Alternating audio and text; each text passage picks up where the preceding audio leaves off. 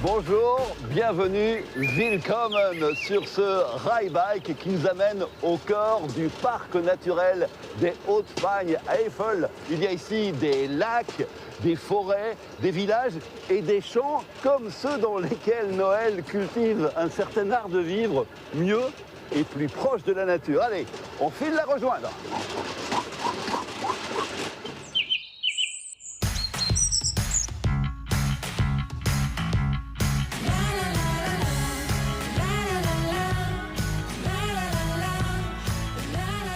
Bonjour Adrien. Bonjour Noël.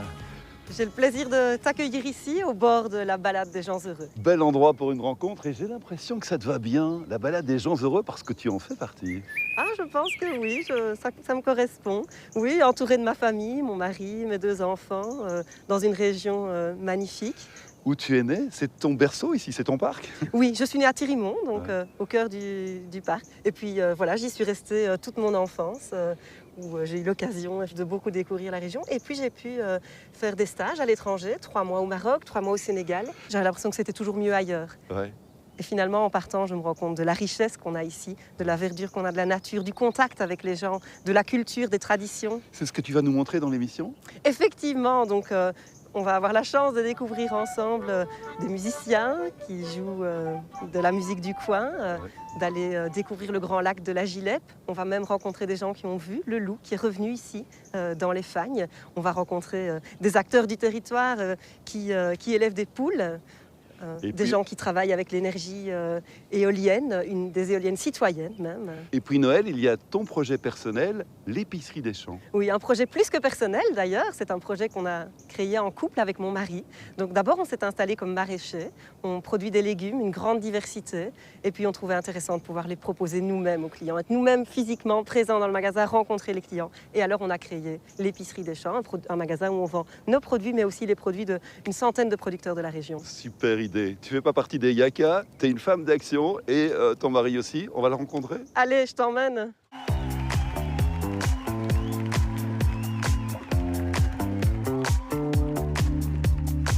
Je rêve, pense-moi pour voir. J'avoue, j'ai du mal à le croire. C'est moi qui chantais ce soir. Bienvenue chez nous, dans nos cultures. Donc on est à Rivage, entre Malmedy et Stavelot. Et je te présente mon maraîcher préféré, Gilles, qui est déjà à l'œuvre en train de planter nos choux. Bonjour Adrien. Tu plantes des choux à la mode de chez nous. Voilà. Local, qu'est-ce que tu plantes d'autre? Qu'est-ce qu'il y a d'autre sur ton champ? Ah, plein de sortes. On a plein de sortes de légumes qui poussent ici, plus de 45 en saison. Voilà, c'est notre plaisir. Et le métier en même temps, qui est le résultant d'un changement de vie, parce que vous faisiez quelque chose de différent tous les deux auparavant. Oui, effectivement, on est tous les deux agronomes de formation au départ, mais on a eu une vie professionnelle antérieure. Moi, j'étais à la Fondation rurale de Wallonie, Gilles était plutôt laborantin. J'étais aussi conseillère dans un centre de recherche et de formation agricole. Et en même temps, au bout d'un moment, voilà, il y a vraiment eu un moment où j'ai besoin de refaire un truc vraiment 100% en accord avec mes valeurs, du début à la fin, où on peut tout choisir. Et donc, être dans le bio, en même temps dans la nature, en termes de valeurs, cultiver localement, vendre en direct aux gens, vendre du vrac. Et donc voilà, à partir du moment où je me sens alignée, alors je retrouve mon énergie. Ouais, toi aussi, te retrouver les pieds dans la terre.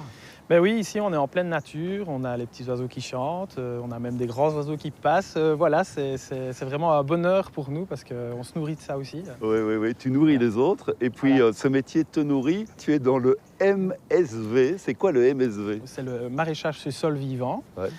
Et l'idée du maraîchage sur sol vivant, c'est que le sol soit couvert pour protéger la vie du sol. Parce que dans la nature, le sol, il est rarement découvert. Et donc ici, on reproduit un peu ce qui se passe dans la nature. Ouais. Donc on couvre le sol pour protéger tous les animaux qui vivent dedans. Parce Avec qu'il du y a plein paillage, d'animaux. avec- Oui, ouais. tout à fait. Donc Ouais. ici, il y a des feuilles mortes avec un peu des tontes de pelouse Ouais. qui sont mélangées. Et donc ça permet de nourrir le sol, nourrir les plantes qu'on cultive, mais aussi tous les petits animaux qui Ouais. vivent dedans, Ouais. qui se nourrissent et qui font un équilibre dans le sol. Ça permet aussi d'avoir le sol qui est moins sec quand il y a des grosses chaleurs. Voilà, c'est que des avantages. Alors, c'est l'épicerie des champs. Il y a vos champs à vous, mais il y a les champs des autres aussi qu'on retrouve dans votre magasin. Notre idée, en fait, c'était de pouvoir vendre nous-mêmes nos produits aux clients et pouvoir rencontrer les clients. Et vraiment avoir ce contact, c'est ce qu'il y a de plus valorisant. Et on s'est dit, pour que les gens trouvent en un seul lieu l'ensemble de ce dont ils ont besoin pour leur course de la semaine, on va vendre les produits d'autres producteurs qui ont la même philosophie que nous. Des producteurs tous issus du même territoire. Ce territoire qui est le vôtre, c'est le parc naturel Haute-Fagne-Eifel que nous vous présentons. Avec ses 720 km² de territoire, le parc naturel des Hautes-Fagnes-Eifel est le plus grand et le plus ancien de Belgique. Étendu sur 12 communes, il forme un parc transfrontalier germano-belge. Ses limites suivent les plus belles vallées et étendues du territoire de l'Est de notre pays. Le parc naturel Haute-Fagne-Eifel a comme endroit magnifique le sommet du parc qui culmine à 694 mètres d'altitude, qui est également le sommet de notre pays, de la Belgique. Donc on peut dire qu'on est le seul parc naturel wallon à se trouver aussi haut. Il abrite aussi un joyau de notre pays qui est la réserve naturelle domaniale des Hautes-Fagnes, qui elle compte 54 km², qui est à l'intérieur du parc naturel. Alors ce sont deux choses différentes. La réserve naturelle, c'est une propriété domaniale de la région wallonne. Et dans la plupart des endroits de la réserve naturelle, on ne peut pas circuler. Elle est complètement protégée. Le parc naturel, c'est une grande zone qui commence à la frontière hollandaise et qui descend dans le sud jusqu'à la frontière luxembourgeoise. Le parc abrite aussi 4 lacs, dont celui de Butchenbach et de la Gileppe. Avec ses plateaux, ses vallées et ses versants, les Hautes-Fagnes-Eifel regorgent de paysages spectaculaires. Au nord, les plateaux des Hautes-Fagnes, au sud, l'Eifel et ses vallées transfrontalières avec l'Allemagne. Donc on a au nord des grands étendues forestiers, c'est la Hertogenwald, c'est une des plus grandes forêts de Belgique en fait. Et puis plus au sud, on débarque vers l'Eifel. Là, on a plutôt un paysage bocager. Et plus qu'on se dirige vers le sud, plus le paysage devient ouvert. La vallée de l'Our, qui est une rivière très frontalière avec l'Allemagne, avec le Luxembourg, on rencontre vraiment des paysages très très différents sur le territoire. Les paysages sont aujourd'hui reconnus comme patrimoine à préserver et pour ce faire, le parc rédige une charte paysagère. Un outil créé par le gouvernement wallon pour améliorer le cadre de vie de nos régions. On étudie les différents types de paysages et on essaye de trouver aussi des mesures, des solutions pour entamer le développement durable des paysages. Si vous pensiez avoir tout vu dans les Hautes-Fagnes-Eifel, détrompez-vous, vous n'êtes pas à l'abri d'une nouvelle découverte.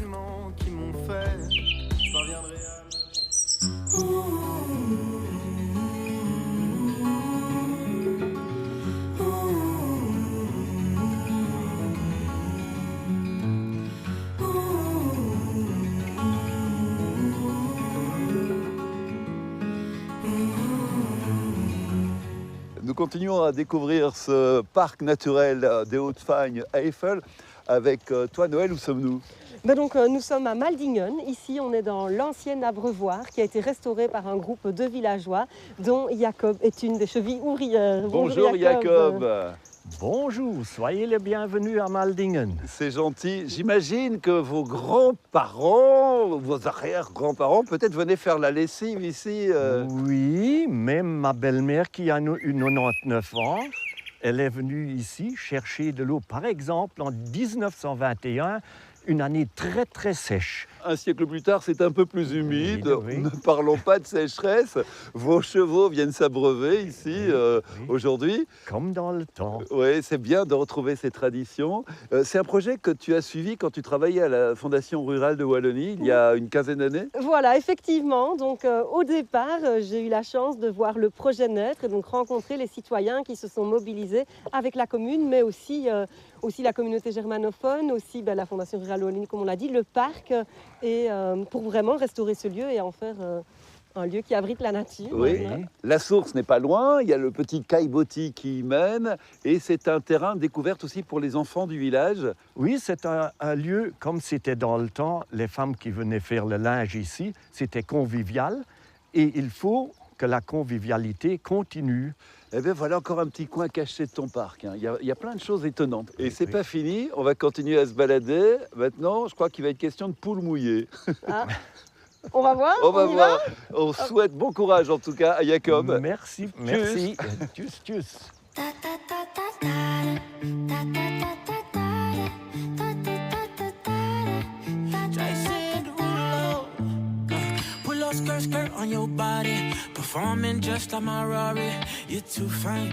Eh bien Noël, moi j'adore cette émission avec toi parce que je découvre plein de trucs que je connaissais pas, comme ce concept de poulailler mobile. Et ouais. Dis-moi, ça c'est super original. Hein. Donc on est ici à la Walcott, Ouais. des prés, et Benjamin est déjà en train de nourrir ses poules. Bonjour Benjamin. Bonjour. En plein travail, à l'air libre, oui, hein. comme ces poules qui gambadent, elles sont heureuses là. Oui, elles sont heureuses. Elles peuvent sortir à l'air libre, manger de l'herbe, avoir beau, vivre comme bon leur semble, à leur guise. C'est pas dans un poulailler entassé. Non, non. Et grâce à ton poulailler mobile, elles ont toujours de l'herbe verte à portée de bec. Toujours. Bien toujours, grasse l'herbe de chez nous. Oui, c'est vraiment le but, c'est ça. C'est le poulailler mobile. C'est un poulailler qui permet de pouvoir se déplacer sur un terrain ou sur divers terrains autour de la ferme, autour de l'exploitation, qui permet de renettoyer un terrain. Derrière des vaches ou derrière des chevaux, des moutons, des chèvres. Et grâce à ça, les poules ont toujours de la petite herbe. Elles peuvent gratter, manger des vers de thé, manger ce qu'elles ont envie. Oui. Et elles pondent grâce à ça des bons œufs. Bio Bio, entre autres. 100% là. 100% bio. Ouais, ouais. Là, on est dans le 100% naturel. Ça vient d'où? Ça vient des parents, des grands-parents? Tu as essayé d'un petit peu améliorer la technique? Ça vient un peu de mon père. Mon père a toujours eu des poules dans sa jeunesse. J'ai toujours eu des poules quand j'étais petit. Alors je me suis dit, pourquoi pas essayer de développer quelque chose qui peut m'apporter quelque chose aux autres aussi. Un petit plus dans l'assiette des consommateurs. Alors c'est en même temps très technologique parce que panneaux solaires, gestion des excréments qui deviennent après un engrais, enfin c'est ça le but recherché, c'est d'avoir un poulailler où on peut se permettre de ne pas toujours être dépendant des poules. Donc moi, je n'ai qu'à venir m'en occuper, ramasser les œufs, mettre à boire et à manger. C'est un poulailler qui ferme les portes tout seul, qui allume les lumières et qui les coupe d'après le coucher et le lever du soleil. T'as pas de renard qui passe, des prendre Le problème, oui, voilà, on a une clôture ici, donc c'est un filet spécial pour poules. On essaye de se protéger un maximum contre les prédateurs. Ça ne veut pas dire que de temps en temps, on n'a pas un petit renard qui nous en pique une, mais bon, voilà, c'est des aléas de la vie en plein air. Voilà, de la campagne, je vais dire. Dans un instant, nous allons nous intéresser au loup qui fait son retour dans la région. Mais là, tout de suite, un crochet vers un autre village du parc dans lequel Luc, comme toi, produit en respectant la nature. Sur les hauteurs du petit village germanophone de Burg-Roland, à l'est de notre pays, vous tomberez sans doute sur la ferme de Luc et de son épouse Gabi. Après avoir repris l'exploitation familiale en 2000, le couple voulait relever un premier défi, celui de se lancer dans l'agriculture bio, élever ses bêtes et produire ses céréales sans produits chimiques. C'était une suite logique pour Luc, lui qui est grand amoureux de la nature. Et ça fait maintenant presque 22 ans que la ferme est en bio. Et je vois que la santé des animaux est quand même meilleure parce qu'on ne pousse pas les animaux. On prend ce que les vaches veulent bien donner. Ils ont juste l'herbe qu'elles trouvent dehors. Et notre foin, on a une ferme principalement autonome. Si la météo veut bien, alors on produit nos céréales, notre paille, nos foins, notre ensilage. Mais Luc et sa femme ne s'arrêtent pas là. En 2015, ils transforment une partie de leur étable en ferme pédagogique. Le couple accueille tout au long de l'année des enfants, mais aussi des adultes curieux d'apprendre la vie à la ferme. Et nous, dans le bio, on sème beaucoup de trèfle. Et les enfants aiment bien de toucher, de voir la différence. Un enfant qui passe ici, qui est par exemple en deuxième gardienne, et par hasard, il repasse 5 ans après, et il se rappelle. Et pour moi, c'est important de savoir, d'apprendre aux enfants ce qu'ils n'apprennent pas aux écoles. Moi, j'aime bien avoir des enfants curieux. Si Luc aime partager son expérience, il aime aussi partager ses produits avec les gens de la région. C'est la raison pour laquelle il a rejoint une coopérative laitière il y a 10 ans. On cherchait une plus petite coopérative qui travaille plus régionale et plus belge. Elle est toute grande, usine, le lait est mélangé avec des laits de tous les pays. Et ici, chez Biomilk, il y a quand même, il y a aussi l'une ou l'autre plus grosses fermes, mais la plupart, c'est des fermes vraiment familiales et des petites fermes. Que ce soit avec la coopérative, la ferme pédagogique ou encore ce distributeur de lait installé dans la cour, Luc n'a pas dit son dernier mot. La ferme a encore des projets plein la tête pour les mois à venir. J'avais un professeur qui m'a toujours dit il faut être curieux, il faut faire des essais, il faut aller devant les autres. Et ça, j'ai retenu et ça marche.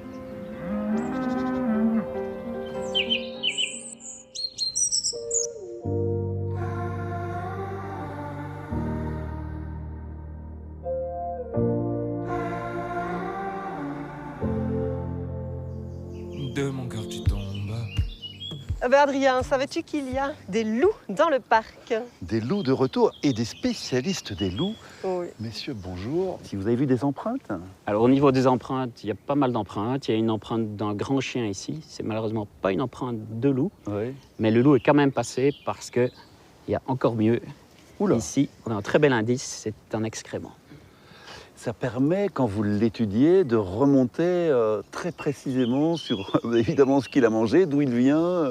Oui, alors il y a une étude qui est en cours sur son régime alimentaire à l'Université de Liège. Donc ils étudient ce qu'il a mangé. Mais si on a de l'ADN de bonne qualité, on peut déterminer avec certitude s'il s'agit d'un loup. Et d'autre part, on peut savoir éventuellement de quel individu il s'agit et de quelle meute il provient. Ouais.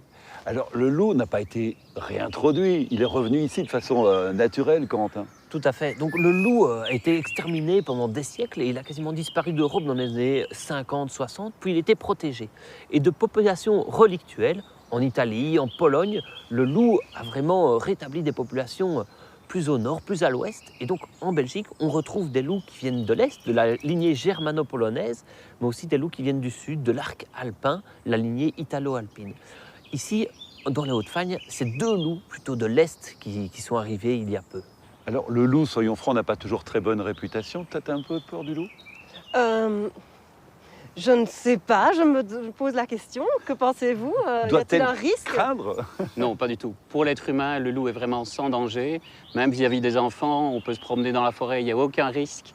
Le petit chaperon rouge a fait de gros dégâts dans les mémoires, cette légende-là. Mais il n'y a sincèrement aucun risque pour l'être humain. Et d'ailleurs, si vous voulez en savoir plus sur le loup, sur les dangers qu'il pourrait représenter, qui sont nuls, il y a une exposition justement au plateau des Hauts-de-Fagne, à la maison du parc, sur le loup et son retour chez nous. Ah ben, je sais ce que je ferai avec les enfants.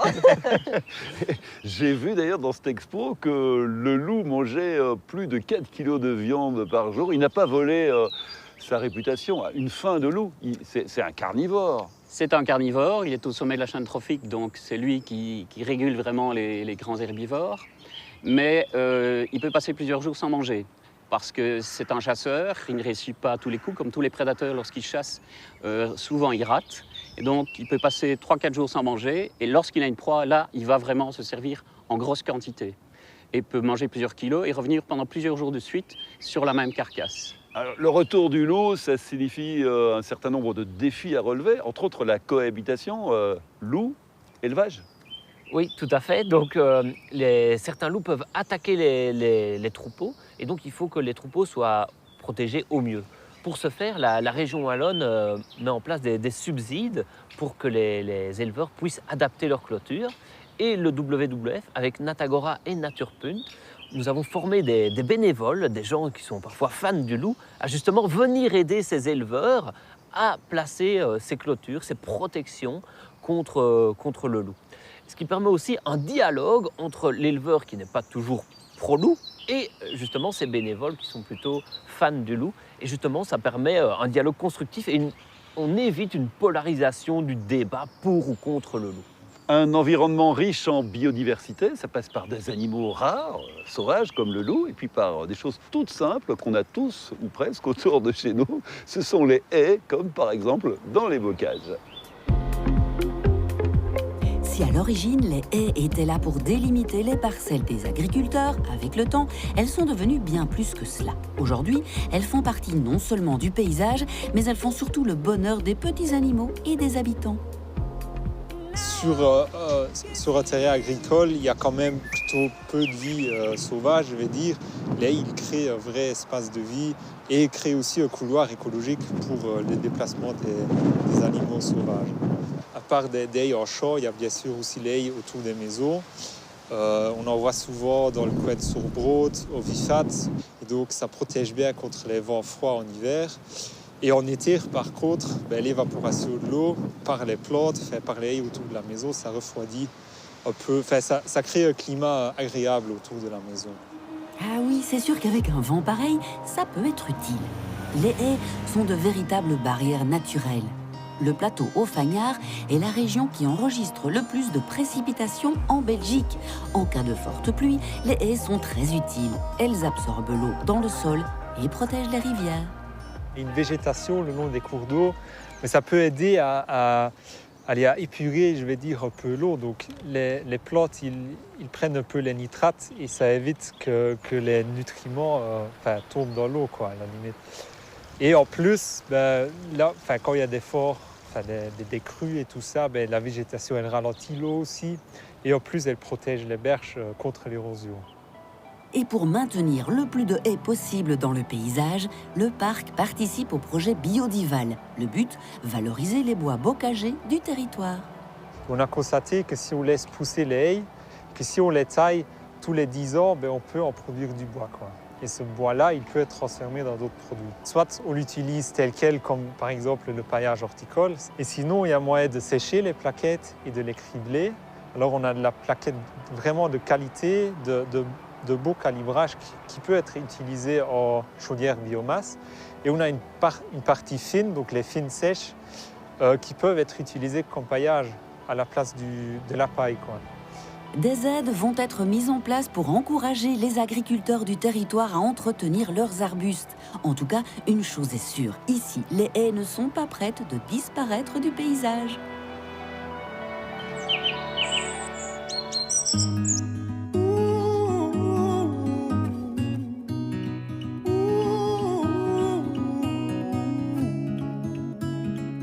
Ce que j'aime dans les fagnes, c'est qu'on a plusieurs saisons dans la même journée, mais il n'y a pas de mauvais temps, il n'y a que de mauvais vêtements. Donc on s'équipe, on se balade, on y va, au pied de cette éolienne, pas comme les autres. Non, effectivement. Est-ce que tu sais que cette éolienne, c'est aussi un peu la mienne? Ah ben j'étais pas au courant. Ah ben voilà. Elle est aussi l'œuvre d'un comité de citoyens, je crois. Effectivement, je te présente Mario, qui a initié ce projet. Bravo Mario. Qu'est-ce qu'elles ont de particulier, ces éoliennes? Alors en 2005, nous avons avec plusieurs personnes décidé, ou bien eu l'idée de construire un parc éolien ici. Et déjà en 2009, il y avait plus de 900 personnes qui ont décidé de nous soutenir dans cette idée. D'acheter une part, c'est une coopérative en fait. Oui, c'est une coopérative à finalité sociale qui s'appelle Courant d'air. Donc tu fais partie, tu as acheté une partie de l'éolienne. Effectivement, en tant qu'habitant de la région, on nous a proposé de devenir copropriétaire. Et donc moi, mon mari, nous avons une part dans cette éolienne. Et donc on peut participer aussi aux décisions. Quand il y a des réunions, nous sommes consultés, notre avis nous est demandé. Et effectivement, vous avez tenu compte de l'avis des habitants, même dès le début, par rapport au bruit notamment.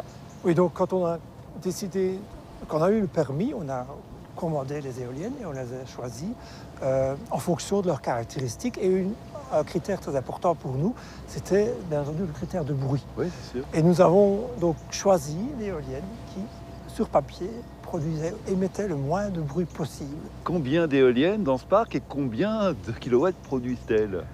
Ici, il y a 5 éoliennes qui produisent environ 20 millions de kilowattheures, ce qui correspond à la consommation de 5 à 6 000 ménages wallons. En tout cas, félicitations pour ces beaux projets porteurs d'espoir dans une région en transition. Et c'est pas fini, je crois. Non, je vais t'emmener au lac de la Gilette, ouais, où une petite surprise nous attend. Eh bien, j'adore ça, on y va. Bonne continuation, Mario. À la prochaine. Et merci beaucoup.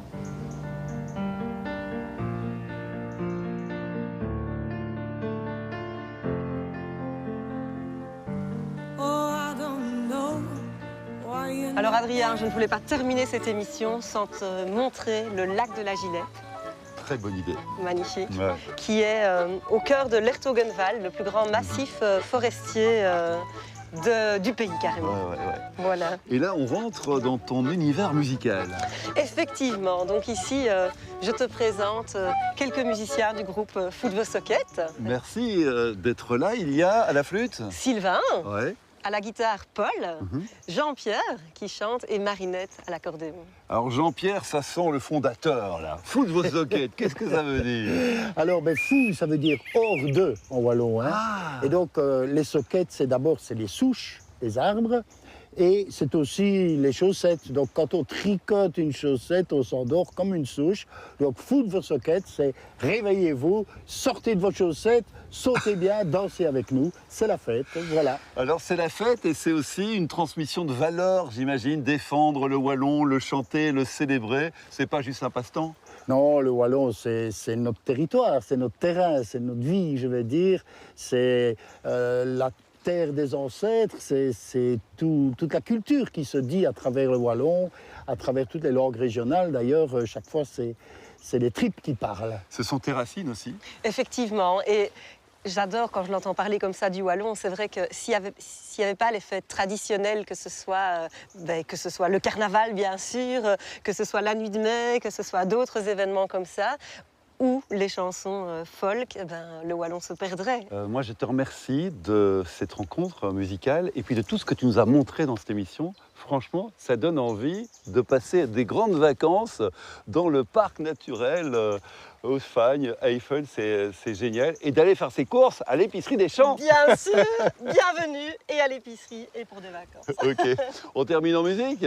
On termine en musique. Allons-y. C'est des canailles préférées, qu'elle est volée à nos soins longs, qu'il vaut rive et péri, on peut sortir le jargon.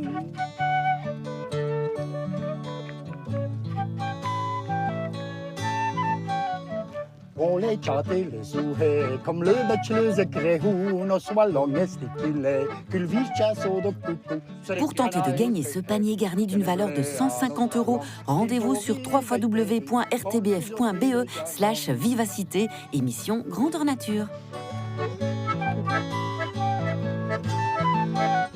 Mi grand-mère nous parle amour, que le wallon avait un grand-père, et mi mène du mot dans l'eau, quoi que je dois plus la dumère, c'est le canaille préféré, qu'elle est volée à nos wallons, qu'il vaut rive et péri, on ne peut que le jargon.